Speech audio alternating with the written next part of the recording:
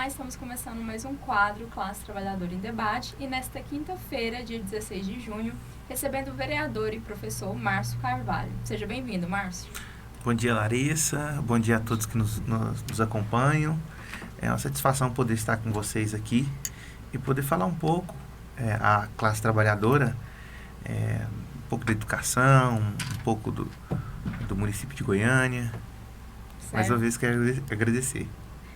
Certo. Márcio, no dia 27 de maio você foi empossado como diretor do Conselho Municipal de Educação de Goiânia, que, entre outras ações, é responsável pelas resoluções da educação infantil, tanto nas instituições públicas e privadas da cidade. Quais são as pautas que vocês têm pensado para melhorar a educação em Goiânia, visto principalmente a questão de vagas no CMEI, que é um problema que a gente vê todo início de ano aqui na capital? Larissa, então, eu já era conselheiro do Conselho Municipal de Educação, inclusive a indicação de um sindicato também, o Sind Goiânia, qual eu estou também na diretoria. Fui eleito presidente em 2020, tive que me afastar para assumir a função de vereador em 2022. Em 2021 assumo a presidência, em 2022 me afasto para assumir a vereança. Aí, como nós tivemos também um mandato cassado, nós retornamos ao conselho e fomos reeleitos, né, na nova diretoria, como presidente novamente. Os desafios são muito grandes. Nós acompanhamos a educação infantil e o ensino fundamental, educação infantil da rede pública e privada e o ensino fundamental da rede pública. Com relação à questão do atendimento das nossas crianças, o conselho zela muito pela qualidade da educação que é oferecida a essas crianças. É claro que a gente luta também pelas vagas, não só no atendimento às crianças, como um atendimento com qualidade, dando dignidade a essas crianças. A rede municipal de Goiânia, a rede pública, que atende as crianças de 0 a 6 anos, nós temos uma demanda muito grande. Goiânia é uma cidade que abraça uma população migrante, né, vinda de outras regiões do país, de outros municípios do interior, e essa dinâmica é sempre muito, muito, muito grande. E nem sempre, no lugar que tem as vagas, no lugar que a maior demanda, onde nós temos uma relação de oferta, de demanda e procura. Então, nós temos regiões de Goiânia que tem vaga. Sim. E temos regiões que a lista de espera são enormes. Então, é necessário que o poder público ele faça uma organização para o atendimento dessas vagas. É claro que já é feito convênios, só que os convênios não são suficientes. Tem que construir novos CMEIs, porque os que aí existem já estão com o seu atendimento saturado, não pode mais atender crianças, até porque nós, como Conselho Municipal de Educação, a gente zela pela qualidade do atendimento dessas crianças. Então, se você coloca um número maior de crianças do que é o permitido, você perde qualidade. Até porque estamos lidando com crianças, então é necessário um cuidado maior. Mais servidores, porque precisa auxiliar, muitos deles são bebês, precisa de auxiliares para ajuda no banho, para alimentação, então um cuidado muito maior. Então hoje, Goiânia ainda existe um déficit muito grande de vagas. O conselho ele cobra que essas vagas sejam supridas, mas elas não acontecem do dia para a noite. É necessário então um planejamento, um investimento a médio prazo. É claro que a necessidade das famílias e das crianças também, que é um direito delas serem atendidas, elas são urgentes. Então, busca-se mecanismos para atender o máximo com essa urgência, mas já pensando também em médio prazo para que todas as vagas sejam zeradas, toda essa fila de espera seja zerada. E aquela criança que ela não consegue vaga, o que tem sido feito? Tem aquela questão ainda da prefeitura estar pagando vaga particular, alguma coisa do tipo? Isso não existe em Goiânia. Não. O município de Aparecida tem uma experiência nesse sentido, outros municípios, mas em Goiânia isso não existe na nossa legislação municipal, prerrogativas para esse tipo de cobrança. O Conselho também acompanha, normatiza o atendimento à educação infantil, isso também não é normatizado por nós, e é visto também como uma solução mas com um problema. Né? Ela não resolve, né? Ela remedia ali, mas não resolve de fato. Remedia. Né? Nós temos assim, a Prefeitura de Goiânia hoje ela atende as instituições por convênio. Então nós temos duas modalidades, o convênio parcial e o convênio total. O convênio total quando a Prefeitura assume toda a gestão e fornece os servidores. E a instituição, ela o prédio, né? E o convênio parcial, a instituição ela recebe um valor mensal para ajudar a custear, uma ajuda mensal por aluno, per capita, né, para ajudar a custear as despesas. Então atende também parte dessas crianças que não conseguem ser atendidas pela rede pública. Certo. E quanto ao déficit de professores? Tem essa questão? Porque parece que a própria Secretaria Municipal de Administração soltou um despacho falando que tinha um déficit aí de mais de 2.900 vagas para professores na rede pública de Goiânia. O que acontece hoje, Larissa, é que existe uma disparidade, uma dinâmica também, como eu disse, que é muito grande. Então, a todo momento você tem servidores aposentando, a todo momento você tem instituições sendo abertas, e existe também, dentro da carga horária do professor, às vezes essa flexibilidade. O professor que consegue fazer uma carga horária mais estendida. Então, às vezes, isso pode ser organizado. Então, o déficit, ele acontece e ele é calculado de acordo com a necessidade mesmo. Então, se é feito todos os anos, esse estudo precisa ser refeito. Não há um dado exato. Então, isso pode variar. O fato é que hoje nós temos, assim, há muito tempo, não há concurso, né? E é um déficit natural. Eu não sei te dizer aqui exato o número, mas nós temos déficit na área de servidores administrativos, que incluem o agente de apoio, que é aquele da limpeza, da cozinha, o porteiro servente, nós chamamos. O assistente administrativo, que é aquele da secretaria. E nós temos também o auxiliar de atividade educativa, que é aquele que acompanha o professor na sala de aula, auxiliando o professor com as atividades com as crianças. Nós temos um déficit grande, não é só professor, né? Nós temos um déficit grande de profissionais de educação. Foi feito um concurso, parece que a prefeitura está chamando aos poucos. Existem muitos contratos dentro da educação no município de Goiânia, por conta também das questões das ciências médicas. A categoria dos profissionais de educação é uma categoria que realmente está adoecida, né? Pelo volume de trabalho, pelas atribuições das funções. É muito cansativo o trabalho escolar e ele leva ao desgaste físico, mental e muitos servidores com licença médica. Isso. Sem contar a pandemia, né? Eu acho que no mês passado a gente recebeu aqui a secretária do Sindsaúde e ela falou a mesma coisa, porque foram profissionais que não pararam durante a pandemia, né? Pelo contrário, a gente percebe, quem conhece, quem convive ali com os professores, né?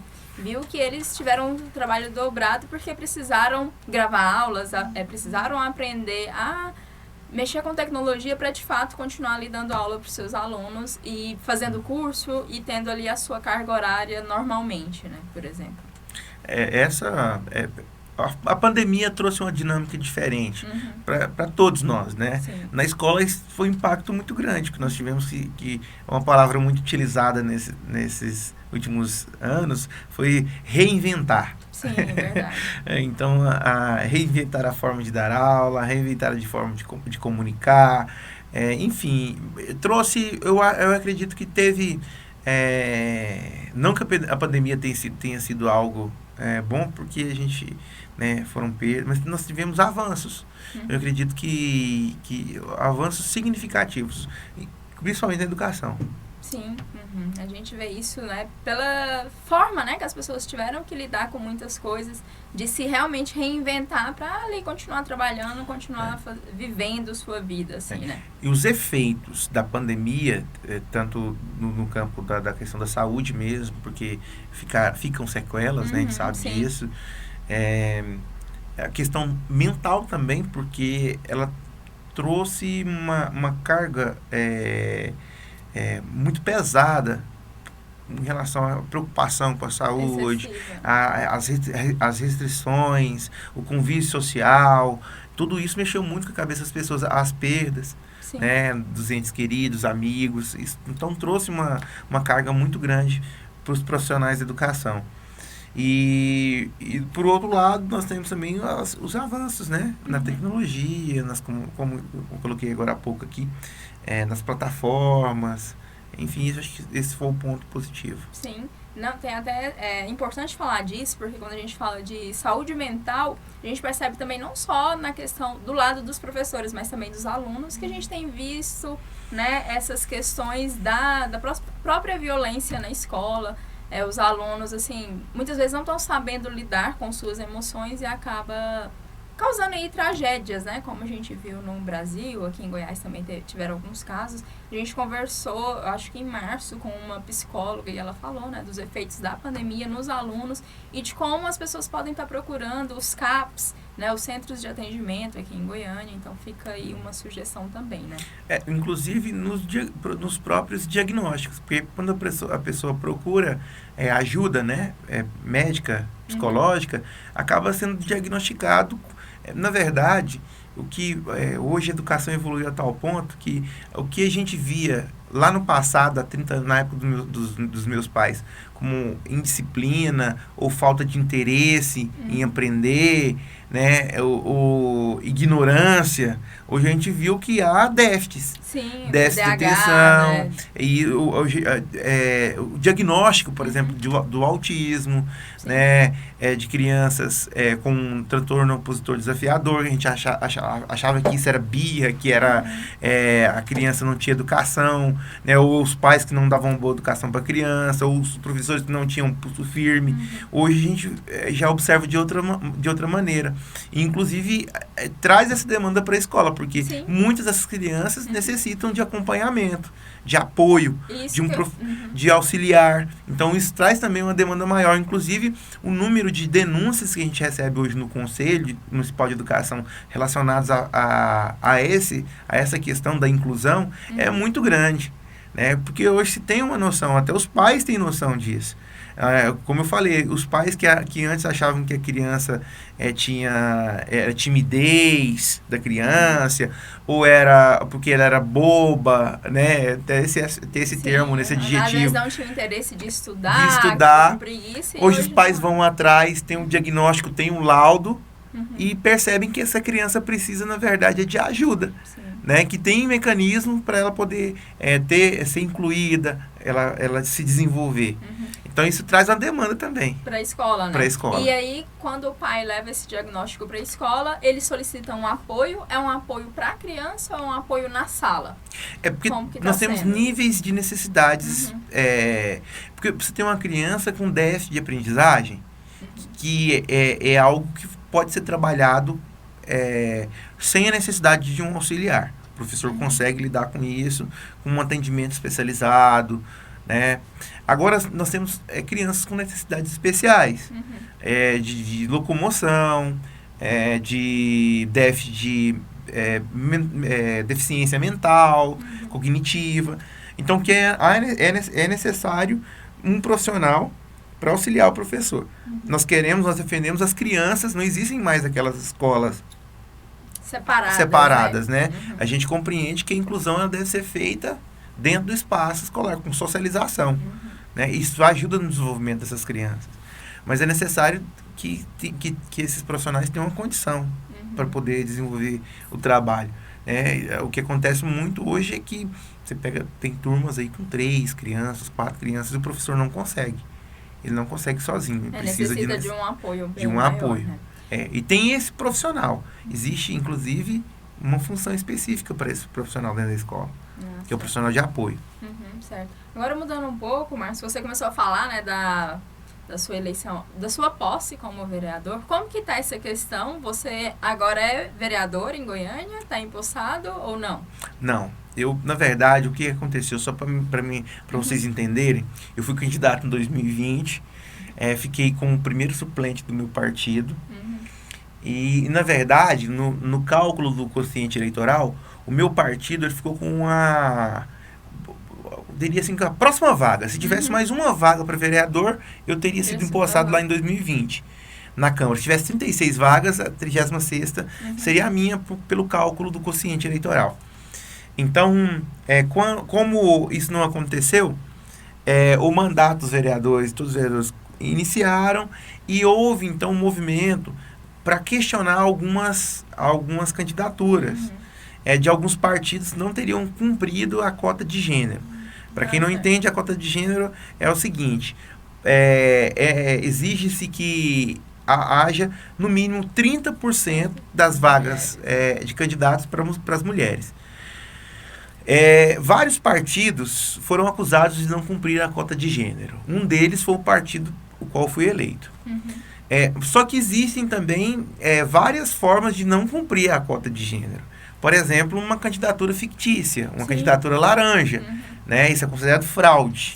Fraude eleitoral. É bom tocar nesse assunto, porque no mês de março a gente teve vários temas aqui relacionados à mulher, e uma das questões foi essa, né? De como fazer mais mulheres entrar no processo político, representar aí, ter um papel, né, de representação na sociedade, e que uma das maneiras seria esses 30%, mas que muitas vezes alguns partidos usam de forma errada, né, usa de forma fictícia, né, realmente. Porque aí não cumpre, é uma política pública de inserção das mulheres, que você tem uma porcentagem da população feminina muito grande no país, você tem e pouca representatividade política. Se você pegar a maioria dos parlamentos, alguns 10%, outros 5%, outros no máximo 30%, acho que nunca chega a 50%. Exato. Né? E assim, é um problema que o que foi falado aqui, que realmente começa dentro de casa. Porque muitas vezes a mulher não, assim, pensa, não vou deixar meus filhos,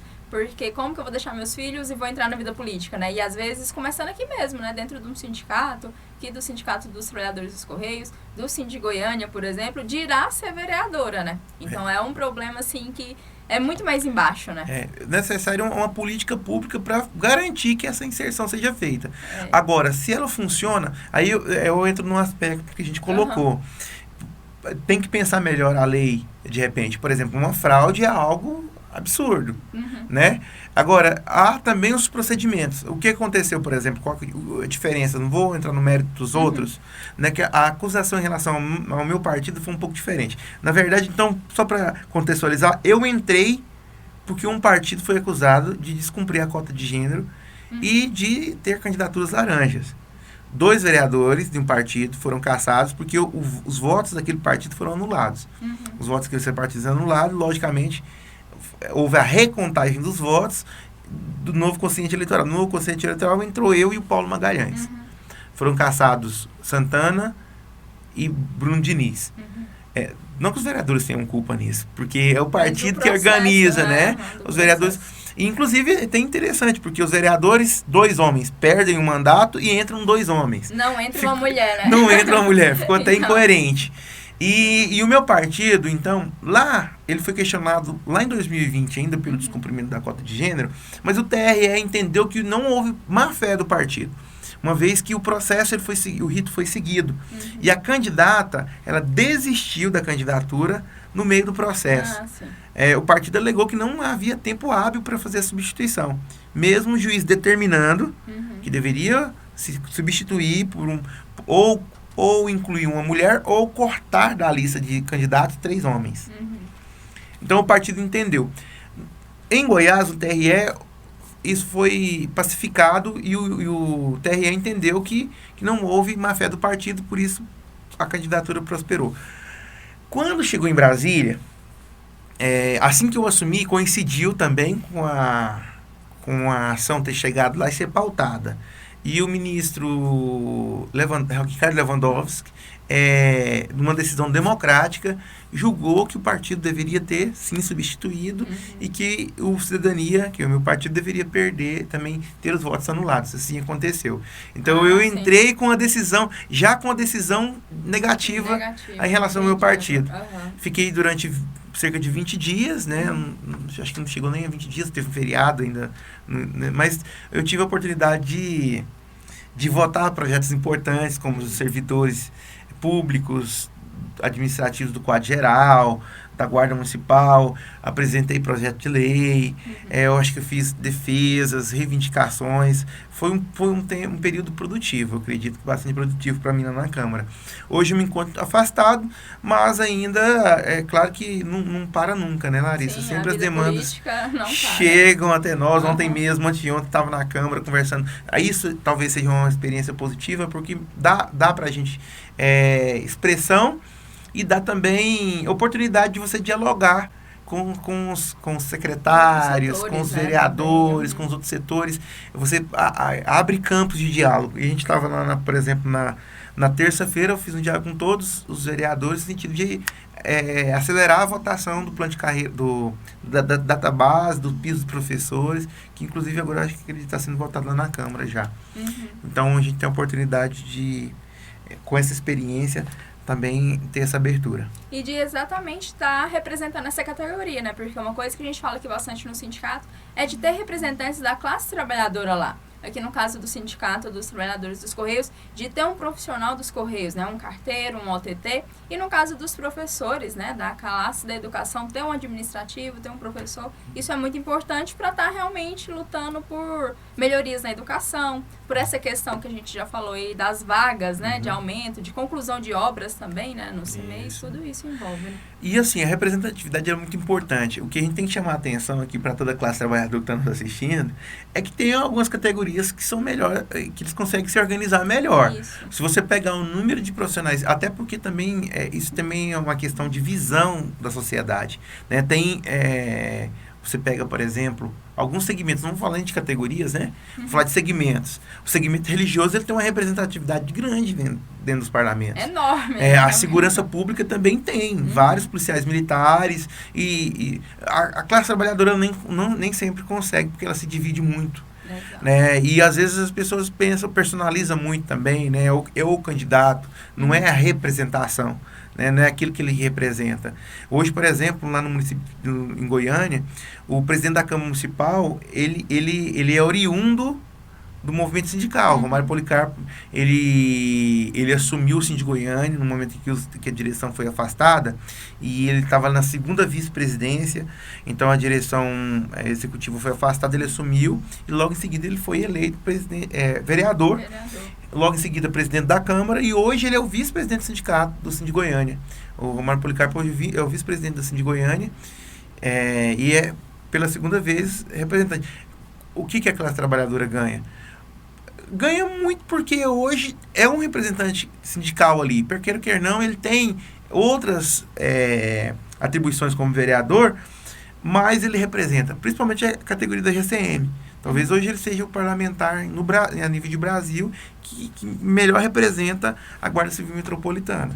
E hoje, se você for pegar a Guarda Civil Metropolitana de Goiânia, teve uma valorização muito grande no plano de carreira, teve uma valorização muito grande em questão salarial, de condições de trabalho com viaturas, armamento, tudo isso graças a um representante. Talvez se não tivesse lá um representante, não teria tantos benefícios.